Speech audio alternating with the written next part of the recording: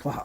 Habka koowaad ee marka lagu daweeyo xanuunada laga dareemo lafaha iyo isgoysyada waa dawooyinka loo yaqaano over the counter drugs ama medicine-ka, kuwaas oo inta badan iyagu aan u baahnayn qoraal dhakhtar isla markaana qofku suuqa ka soo iibsan karo ama farmasiga. Dawooyinkan waxa kamid ah kuwa loo yaqaano non-steroid anti-inflammatory drugs.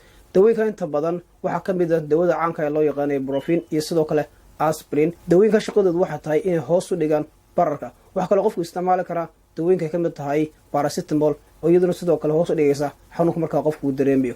haddaba marka laga hadlayo dawooyinka loo yaqaano non-steroid anti-inflammatory drugska ay kamid yihiin ibuprofen sheegnay, dawooyinkaanu sheegnay waxaa laga yaabaa in muddo kooban marka qofku ay ka baabiyaan xanuunadii uu ka dareemayay isgoysyada iyo sidoo kale lafaha. waxaa sidoo kale lasoo jeedinayaa inaan qofku muddo dheer aanu isticmaalin dawooyinkaas, sababta waxay keeni karaan xanuunada ku dhaca wadnaha. waxa kaloo ay keeni karaan xanuunada ku dhaca habdhiska dheef mareenka sida markaa mindhicirka iyo sidoo kale caloosha, kuwaas oo ay ku sameyn karaan boogaha markaa ku samaysma ama nabarada. waxaa kaloo ay keeni karaan xanuunada ku dhici kara keliyaha oo mararka qaarkood sabab noqon kara in markaa keliyaha shaqadii ay joojiso.